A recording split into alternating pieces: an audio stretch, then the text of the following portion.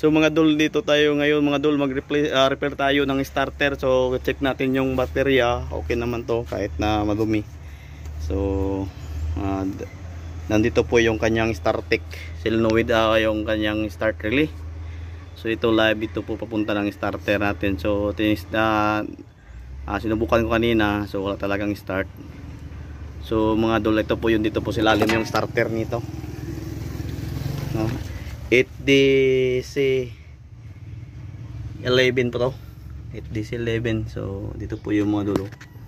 Ayan, makikita nyo yung masikuan na yan po. Tinanggalan na namin yan ng field coil at saka armature kasi napakahirap talaga mga dol yung bolt na isa na ganyan dito sa loob. So ang ginawa natin pag ganito, pag first time pa natanggal dito sa Pinas, so ang gagawin mo, tanggalin mo lang muna yung field coil at saka armature para mas madali mo makita yung bolt. So nairapot tayong lugar na makakuha po yung tools natin.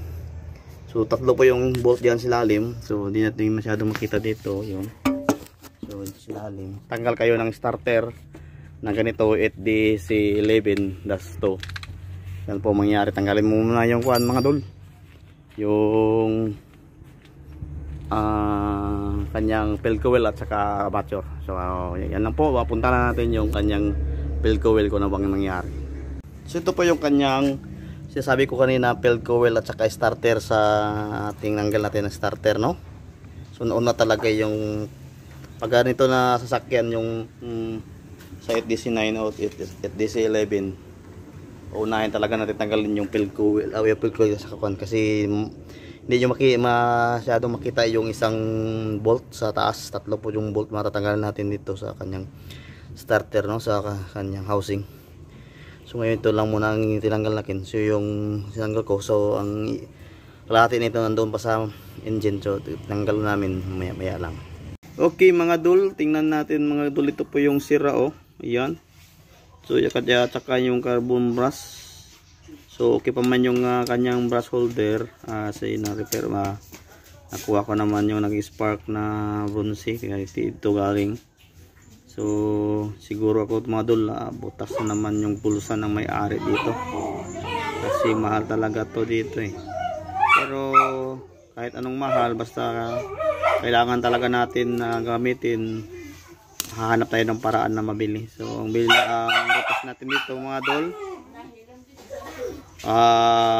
replace natin ng brush holder at saka yung armature, no? Commutator na kasi ayan, oh.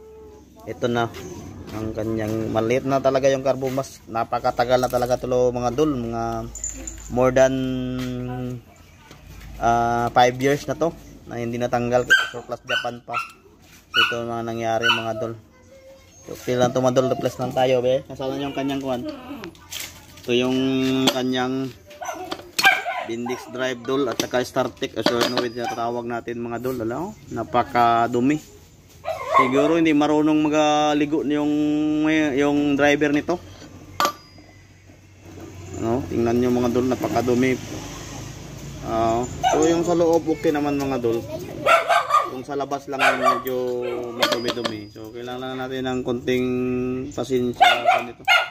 Linisin lang. Okay, madali na lang yan. Replace na tayo mamaya dol. Bibili tayo muna ng ating armature at saka yung carbon brush mga dol. Yan, pagkatapos mga dol, natanggal naman na natin yung lahat to. So magsiservicing na lang tayo dito. Tanggalin na natin yung bolt dito sa kabila. Ayan, yung bolt at saka dito sa kabila yung screw bolt, no? Tapos pag hinangin natin dito, hinang tayo diyan. At yung sa kabila din sa Startec solenoid, medyo hindi makita eh. Ayan mga dol yan. Ayan mga dol, makikita na natin na okay. So maraming mga salamat dol, mga ipakita ko mamaya lang pag mayroon na tayong mga materials na nabili. 3 hours later. Ayan na mga dol, yung bagay natin na ipang-replace, no? Yung brush holder at saka carbon brush at saka yung kanyang armature, no? Starter armature. Ayan mga dol, ibabalik na natin sa ating trabaho mamaya. Yan po ang i-assemble. A few moments later. So subukan natin mga dol kung andar ba yung ating trabaho. Narang yung filter oh.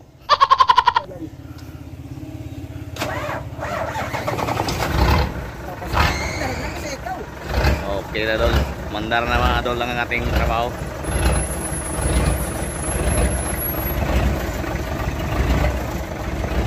Pero ang driver sa taas dol oh. Oh.